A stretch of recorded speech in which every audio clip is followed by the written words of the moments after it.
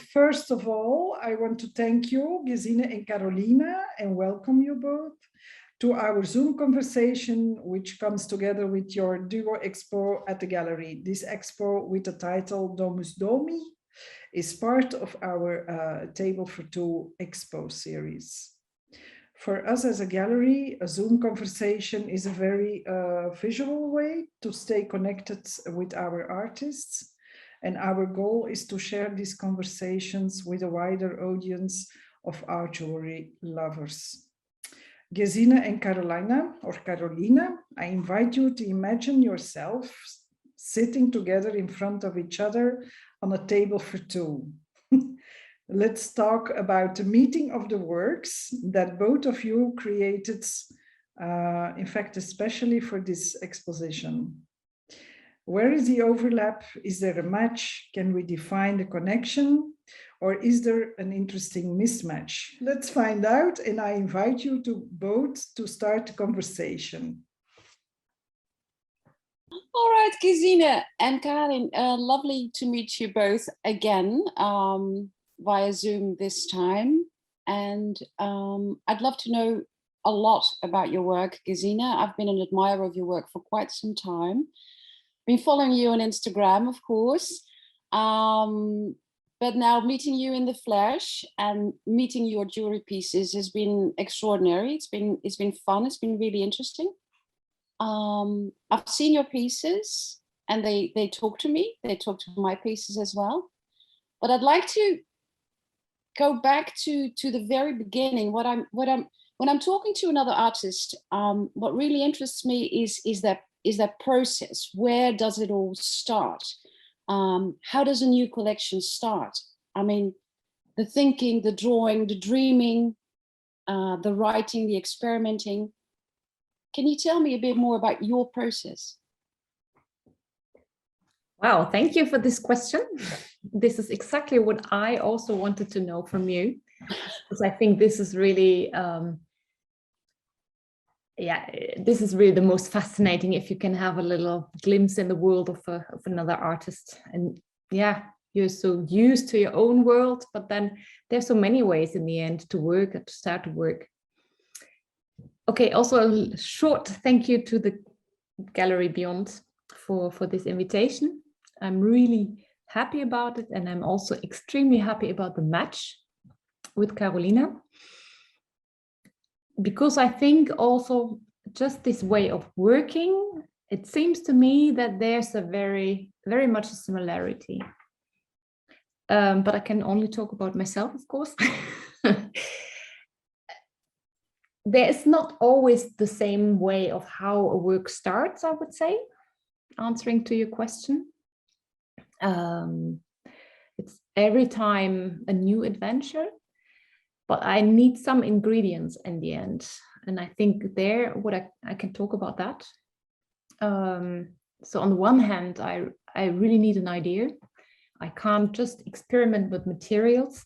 I just can't go out of the blue and make something. I really need a kind of reason why I should work with a material or with a technique. But then on the other hand, I also need the material. It's really my hands that are thinking. It's my hands that need a kind of flow. I mean, maybe first you start a little bit clumsy, and then it really needs a kind of flow, and that's in the material or in a technique. And yeah, I mean, these two things, the idea and the material, they need a dialogue. That's well, it's quite funny because we work in similar ways. I'm very material based as well. I'm always experimenting with techniques or material, and the material sort of speaks to you, and you start building things, and then shapes form and ideas form, and it becomes this mixture which takes flight. And I think that's one of the similarities between you and me, that we're very material based, but in particular about this collection, Slow Down, that you've made your pieces, well, that you put your pieces at Beyond, is what was the specific process for that? Because you were bound to your home, which meant that you might have been restricted. You were not able to go to your studio. How did this particular works, how did these come about? I think this collection in my process really started from the material. It was a kind of hobby. It was really a kind of pastime what I did in the beginning. And at a certain point, I really needed to go out, but I couldn't go in. In the Corona time, I was quite bound to my house because of my daughter and homeschooling. So I really couldn't go. I didn't have the possibility to go to my atelier. And at a certain point, there was the need of creating something which talks a bit more to myself than only pastime, hobby kind of techniques. So it's actually a technique which I like and which speaks to me, which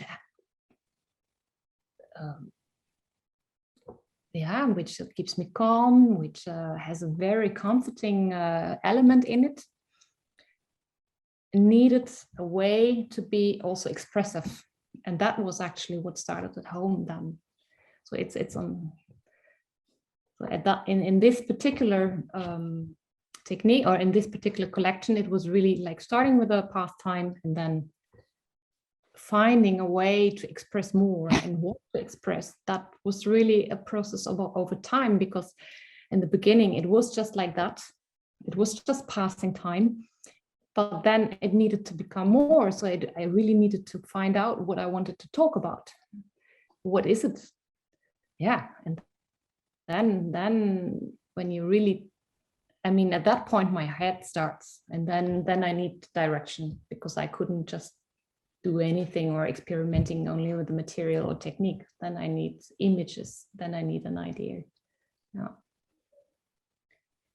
So and this were the images from home, actually. Really my very direct environment here. Yeah, I'm at home at the moment, so it's really this environment. Yeah. So how much of your home and your home life can we actually see reflected in these works? Can you give an example? There are some more, sometimes it's more an expression or an experience of coziness, maybe, of being home, of soft material, of pillow kind of shapes. But there are also like very concrete images, which I try to keep a kind of abstract again,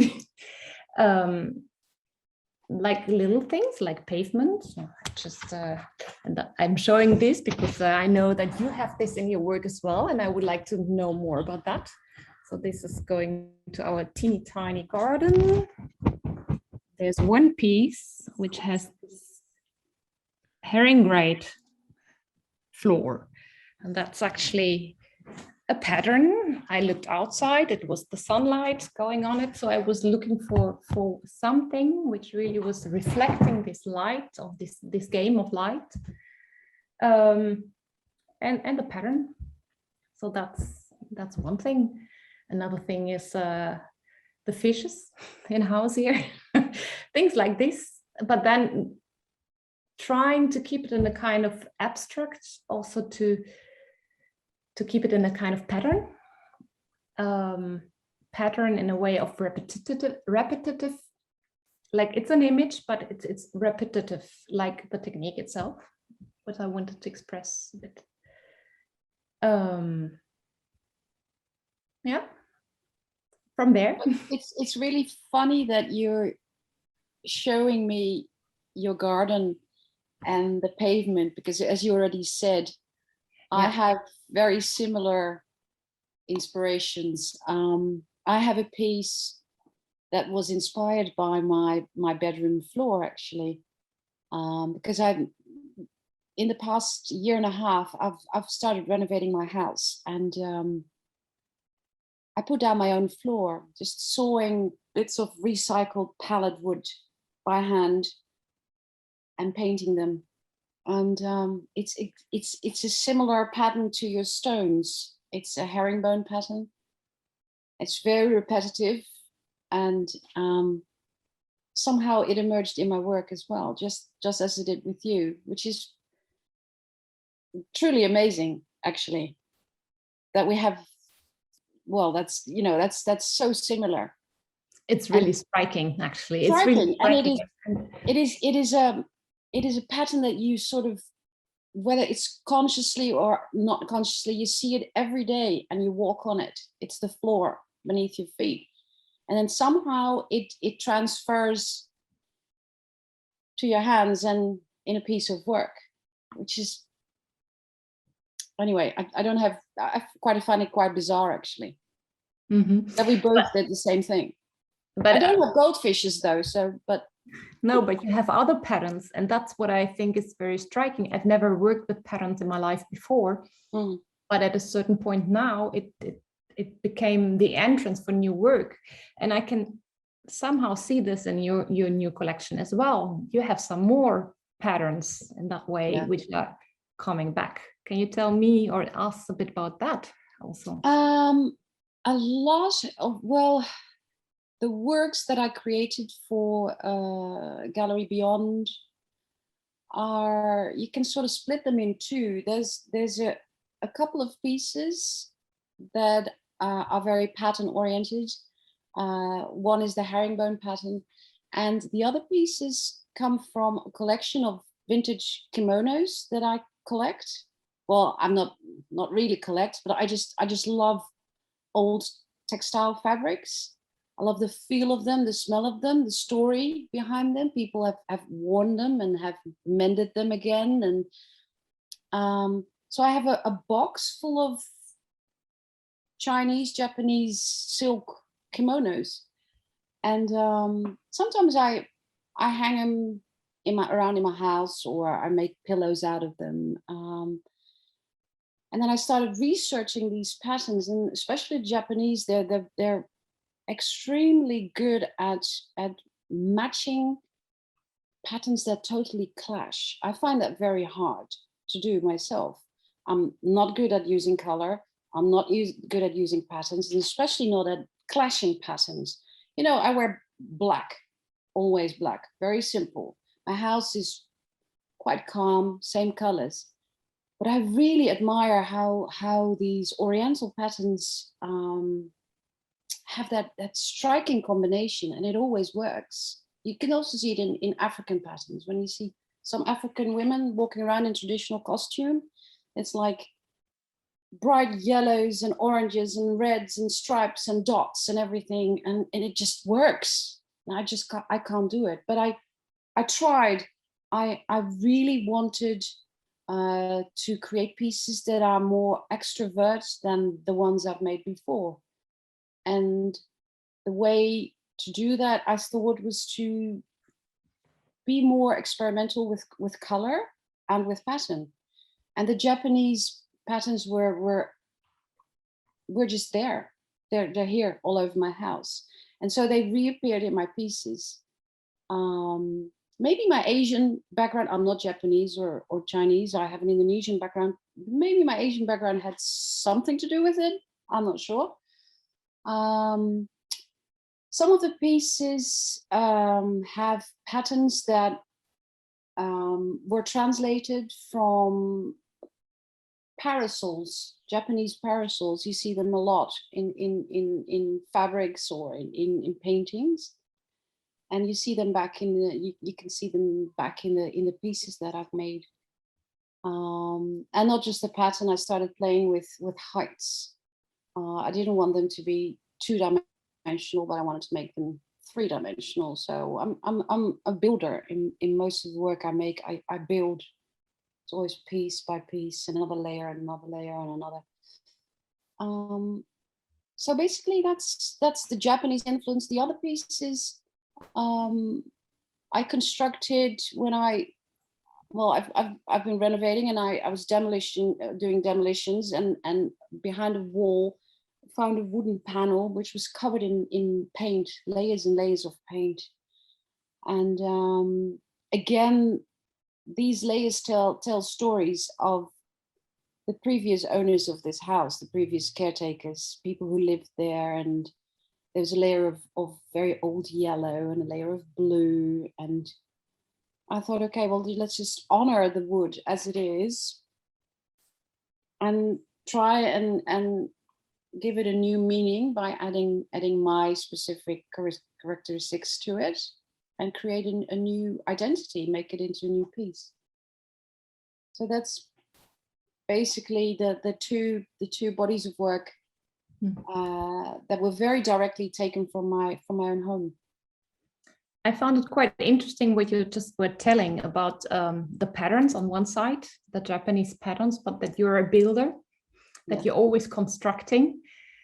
Is this is something what actually comes back in all your previous collections as well, huh? This building and yeah, really construction work in a way. So the flat couldn't be an option for you in that sense. So it needs the heights or the volume, the three-dimensionality. Is that? Definitely. Like that? I think in one of my first collections, I built shelters, small miniature houses, basically spaces that I could hide in myself. I always look at my pieces and imagine that they were 10 times larger and I would walk around them. Would they still be interesting from every side? Could I climb onto them? Could I jump into them? Could I live in the piece? And that's where the construction comes from, I guess. So it's also a way of experiencing a pattern then, or like a fabric then, yes. That you really go into it. Yes, yeah, it's walking all over it and then creating volumes by following the patterns. Mm. Yeah, I guess so. Yeah. Yeah, that's interesting. That's nice to see. I think I couldn't define it that specifically in that sense. That's every time a bit different, I would say. Mm. For me, it was the first time that I used fabrics or textile techniques. I never had that before. And I realized for myself that only the textile is really difficult for me. So I needed somehow the background of my own profession, the goldsmithing. So I was so happy when I discovered these metal threads, which gave a whole universe of techniques, but also meanings and connotations that could help me to also to go in my work. So these metal threads coming from gold embroidery really were the link to my own profession. I think the textile itself is like a love of mine, but it's not the first love, let's say. It's a material. It's a fantastic material, but I need, I think, a bit more resistance from a material like metal. Yeah. So how does it work, the metal threads? Because I'm really intrigued. What does it look like? How do you work with it? It's fantastic. The fantastic thing about it, I think, is really because you have it in different countries and different cultures. So you have it like in the European scene, like from English. The English have like Great Britain has like a huge scene of gold embroidery, and a lot of material comes from there. Also France has this, but then also India. Whereas the English and maybe also the more the European, they are kind of brave and use the metal thread, which is like curled up like a spiral and then mainly silver plated or gold plated. It's actually like a long spiral. The Indian, they love the colors, so they wouldn't only use the gold and the silver, they use all colors of the rainbow, which is like altogether it's really nice. Yeah. What is it? Yeah, it's you can take it apart. Maybe I should get some. I have to walk in another room. You can. It's a spiral which is flexible, and you can prolong it. You can bend it. You can use it like you can cut it. You can use it like a bead, but you also can embroider or stitch it from the outside, and then the stitching thread would go in the curls of the metal thread. And sometimes it could be even invisible. Sometimes it's visible, sometimes not. So yeah, it's a fantastic material, and it's metal. It's you have it in different thicknesses. It's yeah, it's nice. You sound super excited about this find, and I'm truly amazed that from such a traditional material and technique, you've created something very contemporary. But isn't that what we always do? I mean, you that also is what we always do. But this is find a way. This is a really good example of that. But well, when I hear you talk about it, you sound so enthusiastic. Will you be doing more of this? I guess you will. Are you going to continue this journey with the metal thread? I will. I'm now trying more the textile way, also to process some other images in my head. But yeah, definitely, I will try to work more with that. Yeah, it's the nice thing about it is that it's also kind of cross point between my own profession of metal and also the microcosmos of a jeweler, that you really go into the millimeters and less. That's the same in this embroidery world, but also with this material, it has there is the kind of resistance. It's not like normal textile thread. It's you have to use special tools again, and it's sometimes I'm happy about my pliers because I can bend it then really in the way that I want it. But I can do it at home, and that was for the last period of the lockdowns and the refinement. Is it that? No, it was important that I could work with my skills and my love actually for this skills at home.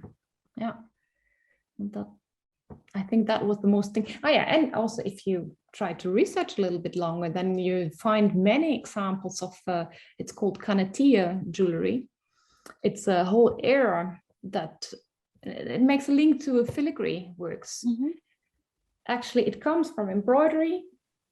It's isolated and it made a bit more stiff. Then you have jewelry, but it's also going back in the cloth again. So it's a very, very beautiful oscillation between coming from the cloth, being on the cloth, on the body, and going off again. And I like that very much, because what I'm now doing is actually something in embroidery, which you could use on textile directly on your body in the cloth. I isolate it again, actually. So it's done like millions of times in history already. And yeah, these finds, I can be very enthusiastic. So I'm not the first one, and I never will be, but it's very nice if you can see these tendencies in history before me already. Yeah. Yeah, I like that. It's like a quotation of history somehow. Mm-hmm. That's wonderful. Thank you. Yeah. I have another question for you, Carolina. What kind of character would be a perfect match to wear one of these pieces of work of the pieces which are now on show at the gallery? That's an awfully difficult question, Karin. I have to think quick now. What kind of character? I don't really see male or female. So it is a character, a person who resonates for some reason with my pieces. Someone who, I don't know, how do I say this?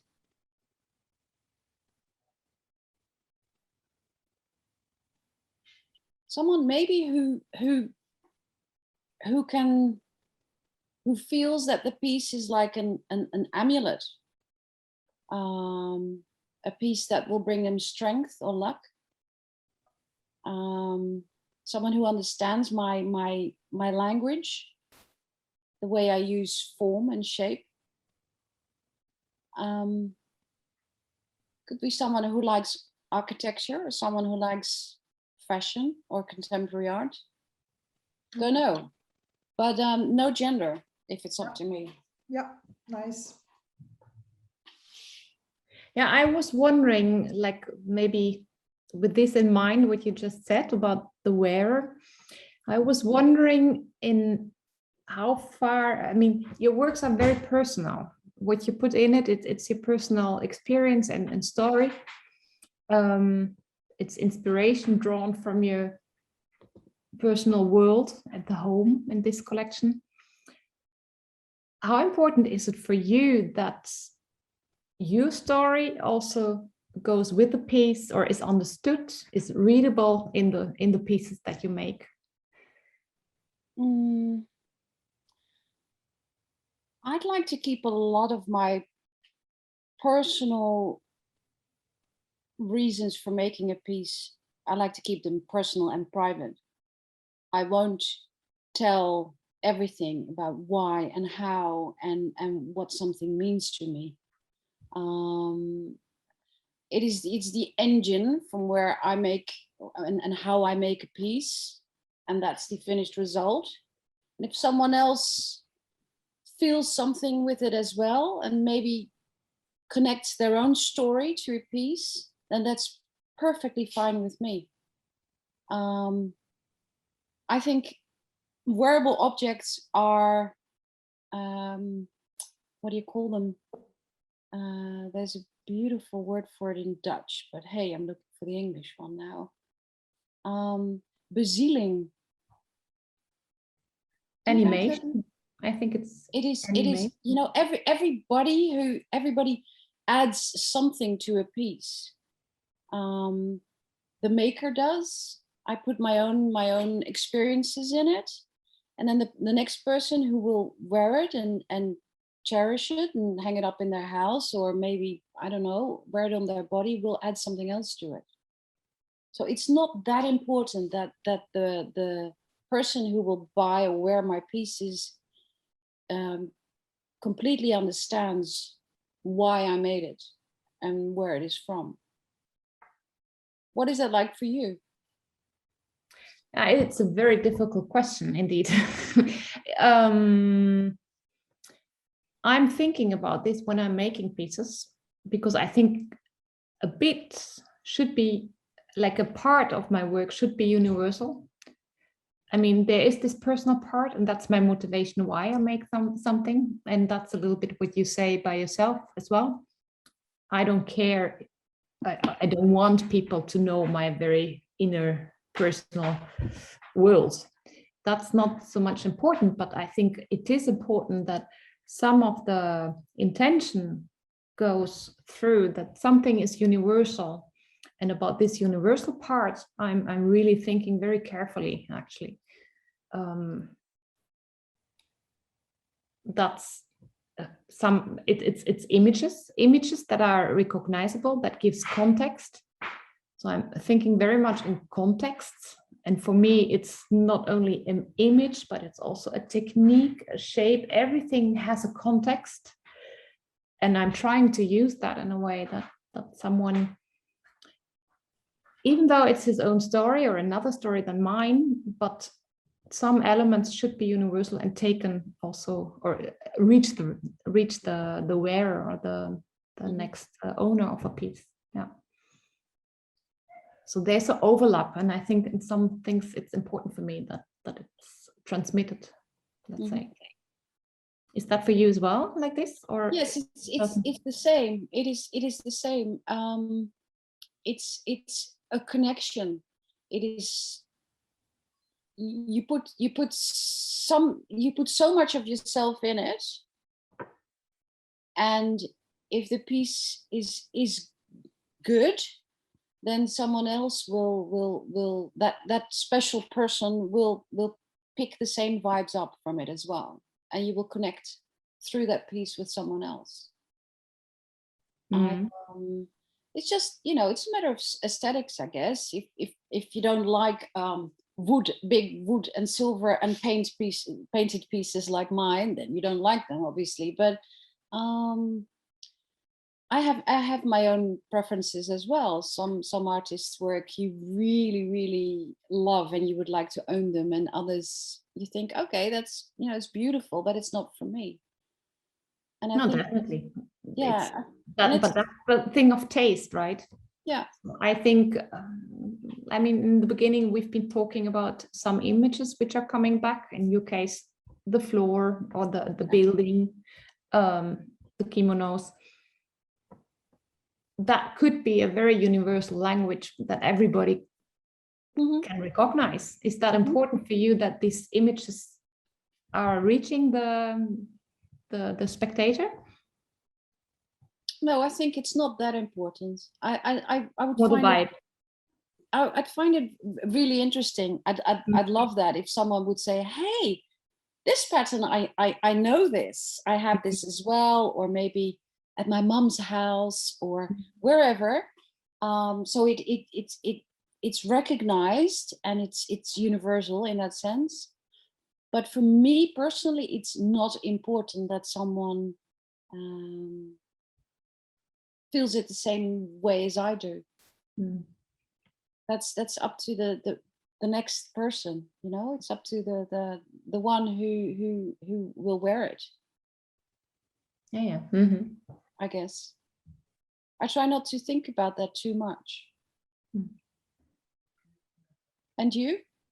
It's different. Oh, for me it's present, but it's not, maybe not in every piece in the same way, because I'm longing for a kind of abstraction as well in the whole. I mean, when using my very direct surrounding, as I did in this collection, then it's good if some pieces are more recognizable, like the goldfish, but other pieces, I'm very happy then if they're more abstract. So it's a game in between. So at that point, I'm also thinking in a collection or in a row. But in a general, I think my collection makes a story, and then I really try to transmit a little bit of this very specific atmosphere, the elements, whatever. I really try to transmit that, yeah. But not in every piece in the same way, let's say. No. Yeah, like that. Anyone else? Any other? One last question, also coming back to an earlier question. You asked me if I would continue with this series and with my little wires and threads. And I said, yes. What about you? I will more to come, because it's a small collection what we presented Beyond at the moment. Huh? It's just a few. There's so many more pieces to make, and in fact I have quite a few drawings already in the same materials, same story, and I will continue. But then at the same time, there's so many totally new ideas again. So I think there'll be a few more continuing for this collection, and then I will probably move on to something completely different. Want to move more into textiles again. Trying to give shape to textile is really, really hard. But I think someone just walked into your door. Did you have something delivered? Did you have those iron bits delivered? Can you show them? Yeah, I just got a new delivery of my metal threads, and because I just couldn't show it, I have, it's a treasure. I got like shades of green. It's a bit, I mean, that's how the wire comes. And I just open it and show you a little bit. So this is the thin version, and it's the India version. So you can see that in the colors. So it's really this. Oh wow, that's really floppy. It's a metal spiral and very thin. And now I just damage the piece, so I can cut it, and then I have kind of beads. But then now I'm also trying it, because I can take it, I can pull it open, and then you have another structure again. So that's beautiful. Really beautiful. And then, I mean, that's the stuff what I get from India. Yes. But then this is the stuff how it comes from the Netherlands. It's like very carefully packed. Even a little paper. In it, it's the silver stuff of the like silver plate. And this one, thinner and much more fragile.